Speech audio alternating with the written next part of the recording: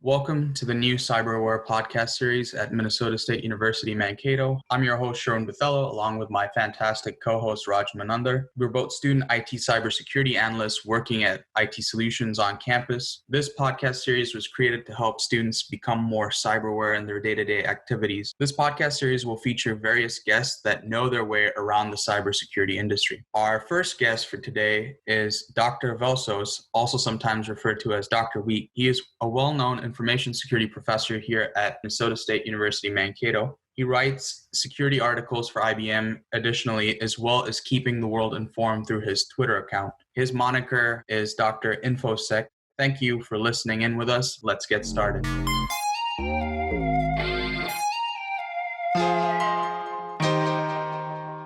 All right, Dr. Veltsos, did you want to start off with an introduction of yourself? Well, hello, Sherwin, and hello, Raj. Thank you for having me on the show. Yes, Chris Veltsos. I've been at MSU, Minnesota State University, Mankato, since 1998, initially teaching networking and software engineering related courses, and then since the mid-2000s, created the cybersecurity related courses we have here at the university, as well as created an online master's degree program specifically in cyber risk management. All right, thank you, Dr. V. Today, we'll be talking about the 2 of the 4 Ps. These are some of the guidelines that we have in general at ITS. The first P is related to phishing, and we'll be talking about what exactly phishing is and possibly talk into some examples of phishing.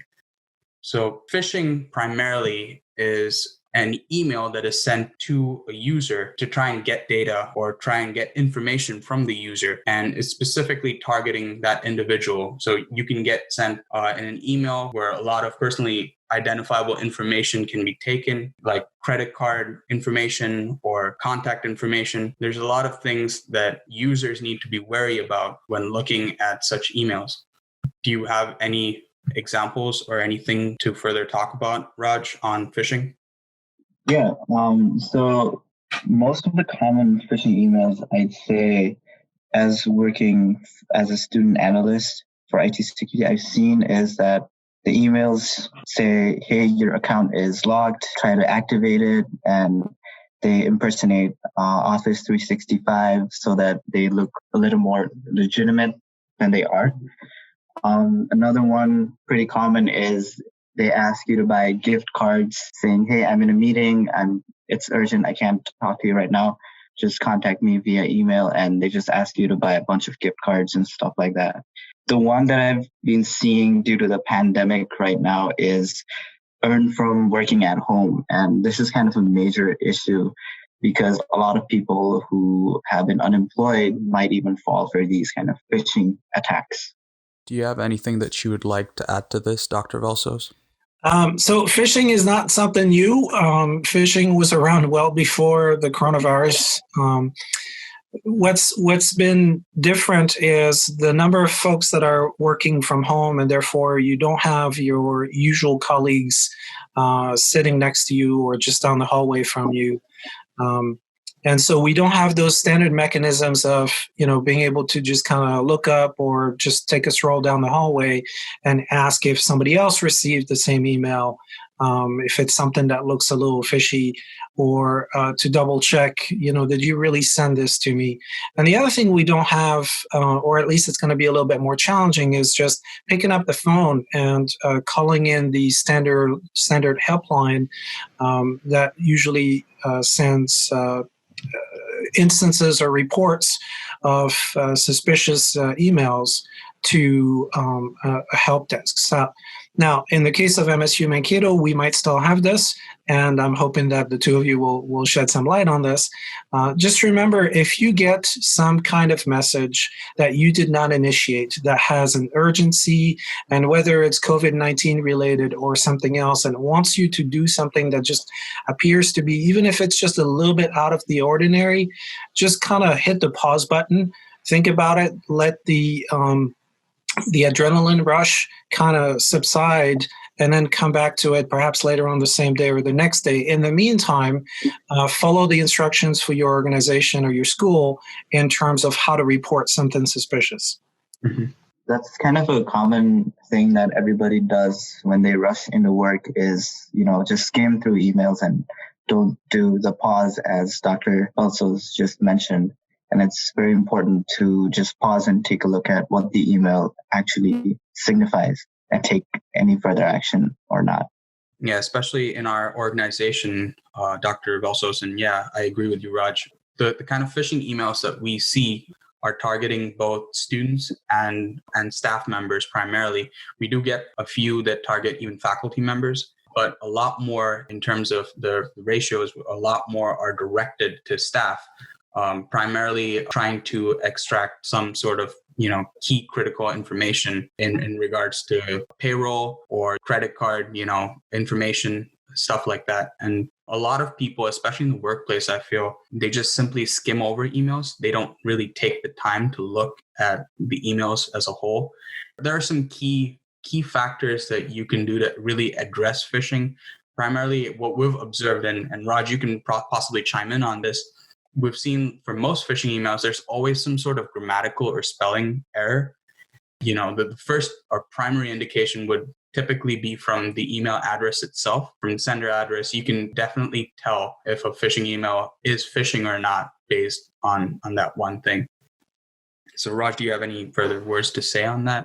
I think the general email that is phishing definitely is the email address. You check the email address, what it's being sent from, the spelling errors, and then any sort of links or attachments that you're unaware of.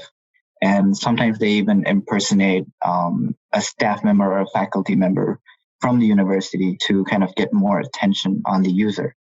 That brings up a good point, Raj. And that reminds me of some emails I got probably about somewhere in the past 6 months, that the attackers had done their homework in terms of finding out the name of my boss, in this case, the boss being the dean for a faculty member, and managing to send a message pretending to come from the dean saying, hey, I need your help with something. And then can you act on this pretty quickly? And now, first of all, I was lucky enough to pay enough attention to this message or to not reply to it right away and to realize that it was probably a scam. But we did hear reports of some people perhaps going out and buying some kind of gift cards and sending those gift card numbers back in. So it is... Attackers always change their game and up their game when they need to. So simply looking for the traditional telltale signs. Again, if something comes in from your boss, has your boss sent you a similar email before or made a similar request before? And if the answer is no, try to use a separate channel, not the same channel that the communication came in. So if the communication came in via email, pick up the phone or use your organizational chat feature, perhaps Microsoft Teams, and send this person a quick sideways message, just asking for verification and validation that this is indeed a legitimate request. Yeah, that's a great point, Dr. Veltsos. We definitely have seen a lot of attackers and adversaries shifting their practices over time, especially, right now, given the current situation, they're definitely catering their attacks to very select audience. And they're really focusing on some key elements that we're seeing that are typically different from traditional phishing emails that have been sent to us. Yeah, I just received 4 emails with kind of just the same topic saying, hey, take the survey and then earn some amount of money just by staying at home. And I think that is probably one of the examples during this pandemic that might be a little more common. Mm-hmm. Yeah, and for our listeners out there that aren't aware of how we report phishing to the system, there's a whole guide online at mnsu.edu. If you just search in the keyword in the search field with the tag phishing. But one of the quickest ways is to just send it directly to us, and we at IT Security will take a look at the phishing email. And that would be spam, spam at mnsu.edu. So if you send that to that email address, we will receive it and definitely review it. So can you also give some examples of steps that the organization has taken after receiving notices that spam is going on to help protect the rest of the users that haven't checked their emails yet? One of the big steps that we've taken at ITS is to try and engage students with cyberware. So cyber awareness is key, especially in security realm, because that really helps when users are more aware. They definitely look more into the email, and they don't just skim over it, but they really scan it through. Apart from that, we've had a whole suite of countermeasures that have been introduced. We have Office 365 reporting, which is a one-click software in Outlook where you can click it and it directly marks the email as phishing, and the whole email gets screened through Microsoft. And it's a great system that we're using. The only downfall to that currently that we're still trying to address is when you hit the report button, we don't get a copy of it locally on our end. It gets sent straight to the state office.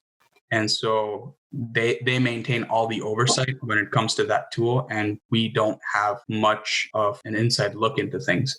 And so when we urge our users to report the spam message, we typically tell them to report it via the Office 365 reporting and to also send us a copy, but as an attachment. And so then that helps the organization make sure that you can take steps to remove that suspicious emails from other inboxes before people have a chance to fall for it, right? Right. Yeah. Microsoft has done a phenomenal job on tracking phishing, and it helps. The more emails that are sent to the system, it basically scans through it and filters and looks for keywords and patterns in other emails, and then helps prevent those even when they're directly sent to the user itself. So it will warn and notify users, especially when there's a link saying, oh, this link has been classified as malicious. Proceed at your own risk. Yeah. And we also kind of respond back to the users pretty quick with also a message saying that, hey, just spread this with your colleagues or friends so that they don't fall on the scam or phishing trend as well. Now, Dr. Veltsos, we had a couple of questions that were asked from a bunch of students and staff members.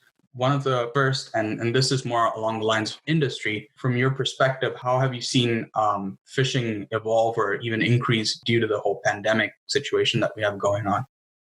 Well, attackers know that there's a lot more people working from home. Again, that people don't have their usual workmates next to them, and that we're also more, in a way, on edge. And, on edge might mean that we're more alert, but at the same time, we're more concerned. There's a lot more mental stress going on with working from home, making sure your system is working. Some of that might just be troubleshooting by yourself. And because of this disruption, we're more likely to end up falling for one of these traps. So I track cybersecurity news and I follow many cybersecurity leaders. And one of the common themes has been COVID-19 information-related phishing emails. And so under the guise of trying to provide more information or trying to tell you that you can take advantage of some kind of special work benefit or perhaps an employment benefit or, work from home and get an extra day off, the attackers are changing their approach to leverage the sense of urgency, immediacy, and then frankly, getting our attention. Simply mentioning coronavirus or mentioning COVID-19 is much more likely to get our attention than saying something about some kind of vacation or some kind of spreadsheet today, at least right now. The other topic that's in the news since we're recording this and we're in April is, of course, tax season. And again, attackers know that mentioning taxes, tax cuts, mentioning IRS, perhaps telling us that our tax filing was returned or something like this is likely to get us to, again, kind of lower our normal resistance to falling for these kinds of scams and trick us into either clicking a link or opening some kind of attachment or perhaps going and fetching some kind of gift card and sending the numbers through. Right. And we've definitely noticed that as well on our end when it comes to those sort of phishing emails.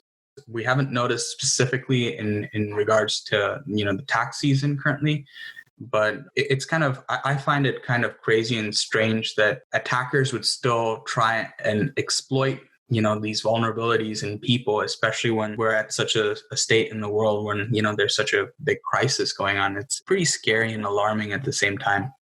Yes, it would be nice if attackers could take a break for the next couple of months until all this dies down. Unfortunately, we've seen it just from the past month or two, at least in the U.S. perspective. We've seen ramping up of attacks and, again, changing the creative aspects of the incoming messaging. And I know that there's some other really useful and interesting topics coming up connected to remote working, but stay vigilant. And if an email is trying to get you to act right now, perhaps the best thing you can do is to be contrarian and decide to not touch it for the next few minutes or few hours. Yeah, thanks for that, Dr. V. We had a couple of questions as well from some of the students as well in regards to phishing. Can you offer any more tips that can help students be more cyber aware and how they can implement these strategies into their everyday routine? So you've hit already on actually all three of us have hit on a few of those already. One being to look out for a strange source or destination, some strange language, perhaps even some grammatical errors. Although I've seen some that are so good that it's very, very hard to distinguish between a legitimate email versus one that actually took a copy of the legitimate email and then kind of changed the link, for example, or changed perhaps a phone number or changed just a small piece of that message, just big enough for the attacker to get some kind of benefit out of this. And the other main thing that we've said is to be alert. And so think about when you get an incoming communication, did you expect this? And if you didn't expect this, if it's out of the blue, what are they asking you to do? And the more pressure there is on you in terms of you have to act now, the stronger the resistance should be on your part. And then if you have a way to double check with this third party, basically, if you have another way to double check with them via text, via phone call, via whatever, WhatsApp, perhaps even a Zoom meeting, just go ahead and do that and take the time, because it could save you personally, but more importantly, it could save your entire organization from having to do incident response because you clicked on something or opened an attachment and then an infection started from your machine and then permeated through the rest of the organization. Right. Yeah, I feel like if people just devoted more of their time into sifting through these practices, they could definitely help, especially secure the organization from an individual user standpoint.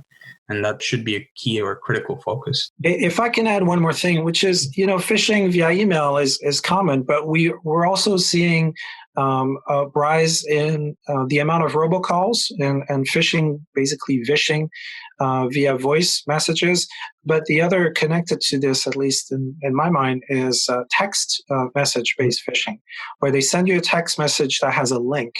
And the danger of responding to this on our phones, we're on our phones the whole time, and it's a small window, and we see something, and it's got a link, and before we know it, our finger has touched the phone, it clicked the link, and we might have inadvertently opened the door for an attacker into those devices. Right. We've received quite a few SMS phishing notices or tickets from student, staff, and faculty members over the past few weeks. And they've definitely risen in the number and frequency we've received them. One of the things I like to do with my phone, for example, is to make sure that if I'm expecting some kind of message from that person or that entity, that I save them in the contacts and that I put a name. And I think even Google lately with Android is doing something to try to reduce both spam calls. And so if you have a number saved in your contacts, then it's more likely to let it through and recognize it as legitimate rather than some kind of random number that you've never really received a text from before that's asking you to click on a link. Yeah, I know Google definitely has a few tricks up its sleeve that it's rolling out, especially with new updates to its AI assistants, whereby you can even have the Google Assistant make phone calls for you to verify people's identity, or even generate responses, to figure out who the caller is or who the person sending the text is. So they're doing a good job on their end as well. And now moving on to the second P of protection that we talk about, patching. For most of the audience or the listeners out there, patching is essentially just updating your software and firmware on a timely basis. And typically, whenever you have a security update that gets rolled out, a lot of people, especially at their workplaces, what we've noticed is they tend to put it off until they can close all their tabs and close all their applications and then finally get to it and download it. But from at least what I know, some of the updates, they address key vulnerabilities and critical issues. And you can resolve a lot of problems and potential risks if you patch your systems or you update your systems on a frequent basis. Do you have any thoughts or any more to add on that, Raj? Yeah, we do have documentations on how to update your systems. There's guides on the mnsu.edu website. If you just go search up KCS articles, KCS stands for Knowledge Centered Service. And if you click on the first link that shows up in the MNSU website, it leads you to the KCS website, and you can search for system updates and basically how to update the Windows systems for Windows 10 or for Mac, so that you're safe from any kind of threat. Right. So we have a bunch of guides that are available, as part of our resources that we offer. And me and Raj personally have worked on these articles to make it more user friendly so that it can touch more of the user base that we have on campus and even off campus, the general public. Do you have any thoughts, Dr. Veltsos, on patching specifically and how patching can save an organization, even systems? Well, other than being vigilant about incoming phone calls, emails, or text messages, patching is really the second best thing that users, members of the organization, students, faculty members can do to help protect themselves, to help protect the data that they have on their laptops or their desktops, and frankly, help protect their organization. So in the case of MSU for faculty and staff, most of the time the patching happens automatically because it's handled by ITS. But in the case of students, it's important that you take the time to let your machine do the update. You may want to go in and configure when is an appropriate time for the updates to happen. Usually most operating systems have something that they consider the workday, and they'll try not to disrupt you and do that patching during the workday. But it's important to let the machines do this. It can be frustrating to have to give up some useful work time to let a system install updates and reboot, but it can truly help protect you from any kind of malware, any kind of strange thing that you can just encounter in the course of your normal going about your day and running your normal procedures for your business. One of the things that occurs to me with this remote working from home is, you want to make sure that you keep this patching and then you remember to do backups. One of the reasons for doing backups is just in case something happens to your primary system, so that you don't end up losing the data and you're able to try to recover as quickly as possible. But connected to remote working and working from home as well is, if you do get some help, or if you do help somebody else by remotely connecting to their systems, or if your organization allows remote desktop, just try to remove that capability when you no longer use it. So if you help somebody via something like a LogMeIn or some kind of remote desktop type tool, once you're done helping that person, just make sure that this tool is no longer there, or that it's no longer active until the next time that you absolutely need it. Yeah, and also to add on that, for faculty who remote connect to their desktop that's on campus, it's kind of also important to update that specific device that they're connecting remotely into so that they have all of their devices updated at the same time. That was one of the prime issues that we needed to address at IT Security. Was where we just deployed a new system called Remote Labs that was in partnership with an organization called LabStat. And we essentially wanted to give students that don't have availability to desktop performance computing to remotely connect, but we also needed to, because we needed to make things available quickly and in a timely fashion, to ensure that these remote connections being made complied to our policies and procedures and that they're being done in a very secure manner. So remote connection, especially during the current situation that we're facing, is a key thing to focus on, and both from defense and I know even the attackers target that constantly. So we definitely need to be vigilant about remote connections and systems that are connected remotely. And if students are working for an external employer and their employer has opened remote desktop to the whole internet, remote desktop RDP, remote desktop protocol, if that's open to the whole internet, make sure to have a conversation with the IT side so that there's either two-factor authentication or some additional layers of protection that are built in, or at the very least, a lot more active monitoring of these incoming connections. One of the things that we've seen just in the past month or so of so many people and organizations working remotely is a whole number of attacks trying to brute force into remote desktop systems. So if you have poor password hygiene in terms of your administration, or even some of your valid remote users with easy to guess or already published usernames and then easy to guess or simply bad passwords, it's likely those systems are going to be taken over, because now anybody can basically walk virtually into your organization and try to jiggle the door handles until they find one that's open. Dr. V, from your perspective, what are some of the industry security measures that can be taken so that the remote connection is secure? So this is not new to 2020, but for at least a decade, some of the best practices in terms of telework and work from home have always been to wrap remote desktop inside of another more secure layer, such as requiring the users to be on a VPN before their remote desktop. Now, I know that at MSU Mankato, that's not the choice that we have right now, but I know that we have additional, in a way, countermeasures and additional monitoring going on to help balance out that additional risk. But any organization out there, if you have remote desktop open to the internet, you're basically signaling to an attacker that, come and I'm right here as a target.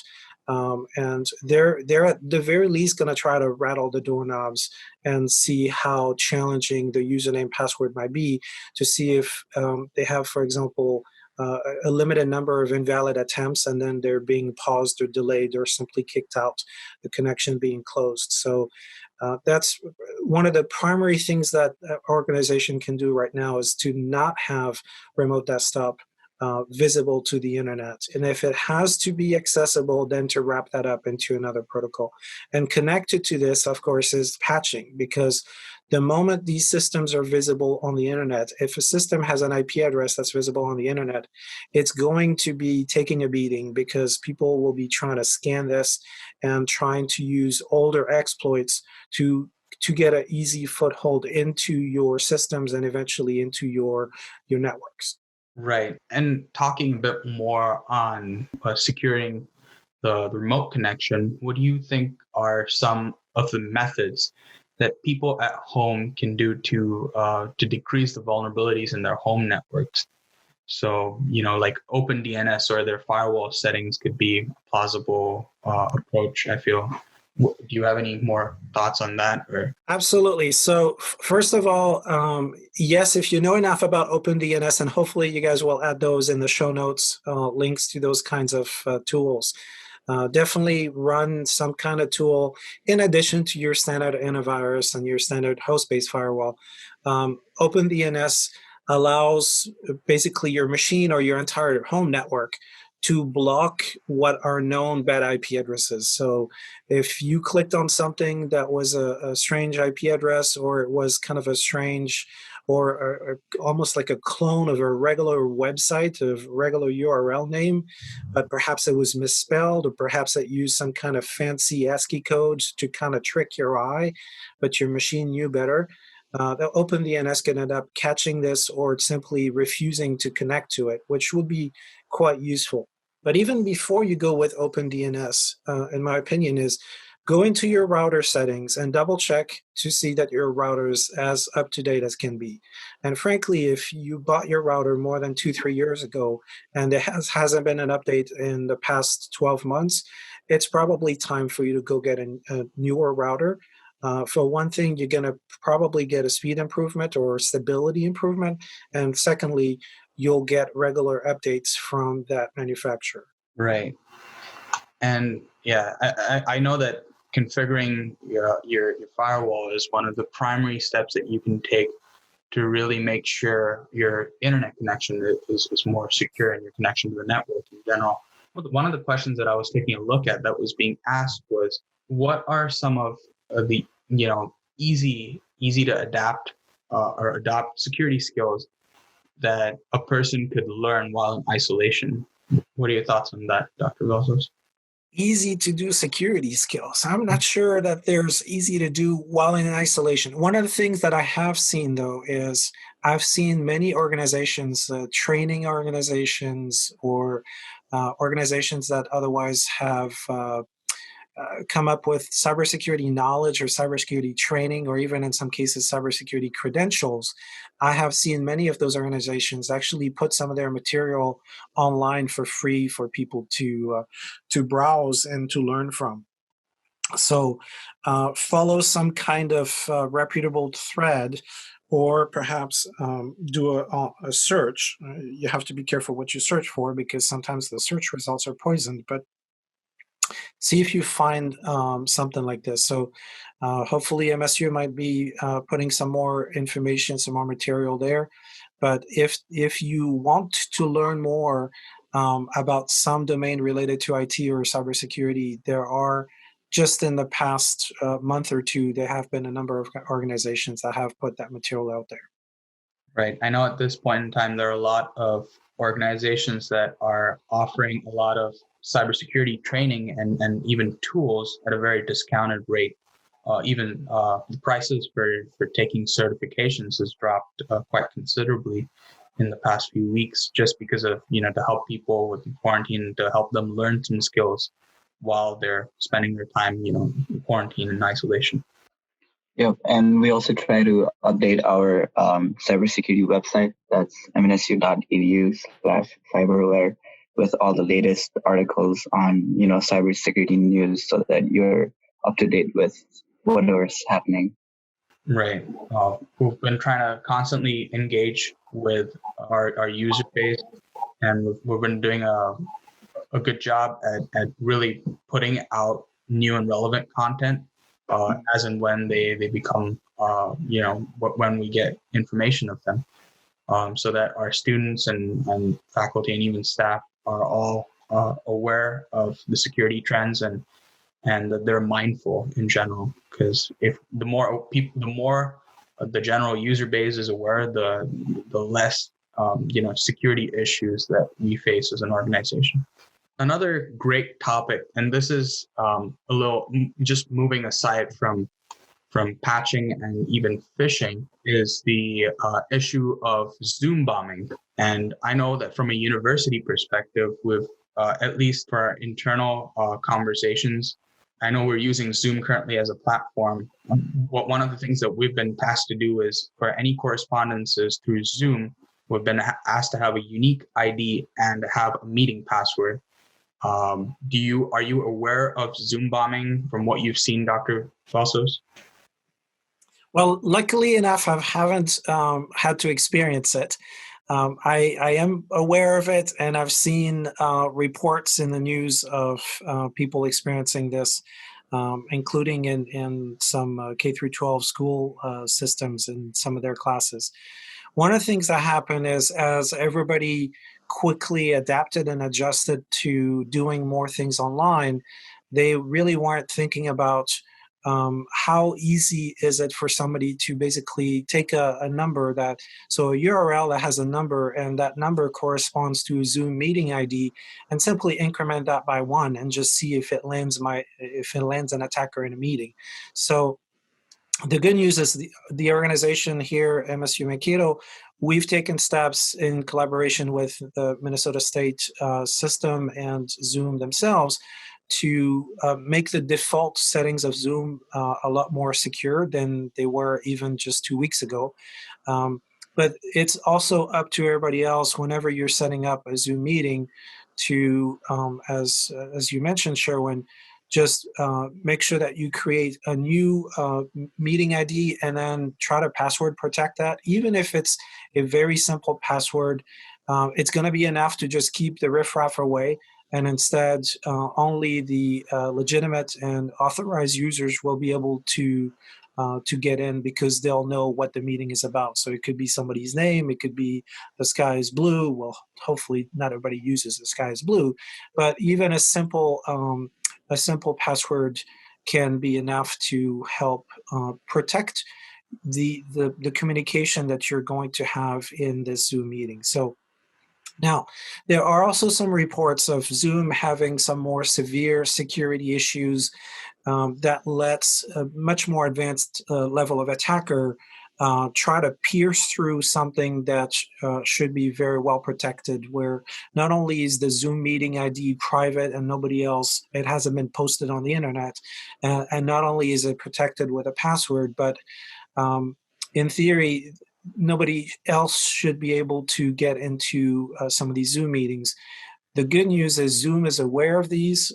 It's been reported, and they're working on addressing these kinds of holes and plugging those holes so that the Zoom communications will be more secure. And by the way, this is true of any other pretty much remote work, whether it's audio or audio and video type environment.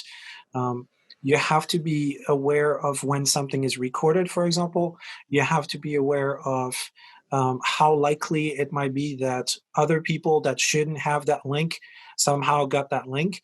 And just in general, be careful about what you say and be aware. Situational awareness, in this case, it's not necessarily about what's going on in the room next to you, but it's what's going on your computer and on the software that you're using, such as the video conferencing software. Right. Some key steps will definitely help prevent people who are not supposed to be in the meeting or eavesdropping on the conversations from, to being out of of the virtual meeting. We have one last question that we'd like to ask. So we know that you're a faculty member and you teach hands-on security in your IT 450, your security warfare class. How has teaching this class been affected by virtual learning, Dr. Veltsos? Well, thank you for asking that question. In the spring semester, spring 2020, I had one of my 3 classes that was already online, and that one was able to continue online. And the other 2 had to be changed fairly quickly to be brought online. A course such as the IT 450 Information Warfare course that has something like 12 labs, and each of these labs are very much hands-on.